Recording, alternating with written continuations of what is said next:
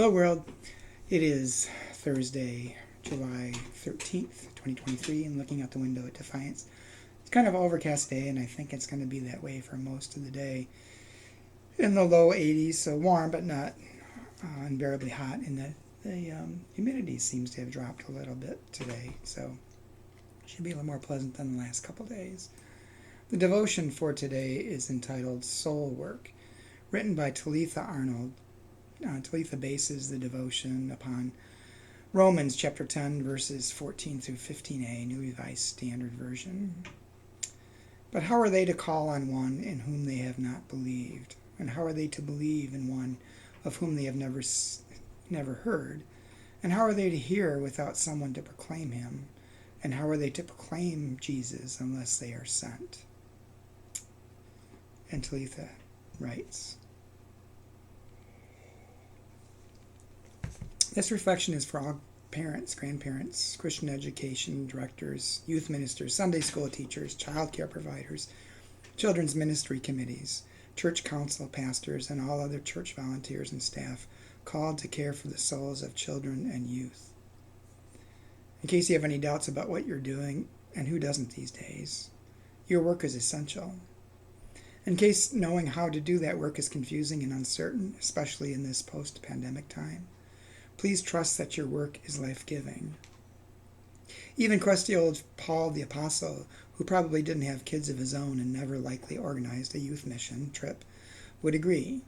He knew the value of Christian education and the church's central work in sharing God's powerful love in the story of Jesus Christ.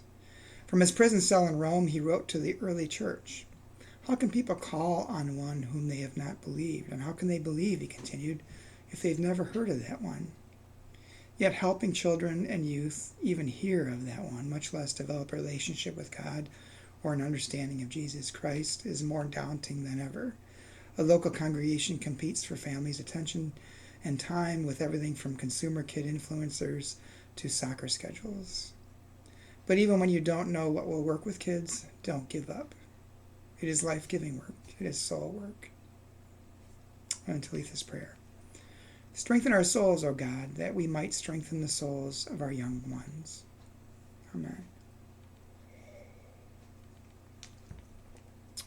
Well, again, my impressions and feelings of the devotion, and yours may be different. But when I read this devotion, the first thing that popped in my mind is I think one of the failures of the church is, so a lot of people think it's because we haven't taught about Jesus, but I think the issue is we have taught about Jesus. We haven't shown people the relevancy to their lives and how they live in the world. We haven't demonstrated it in our own lives sometimes, a lot of times. We can teach people about things all we want, but if we don't demonstrate it in the way we ourselves live and care for and love in the world, it's not going to matter.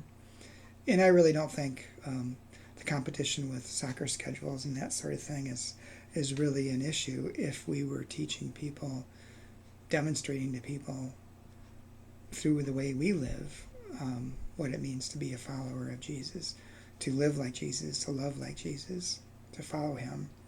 I think it's less important to teach about and far less important to proselytize than it is to simply be a living presence of God in the world, just as Jesus Christ was. But again, that's my opinion.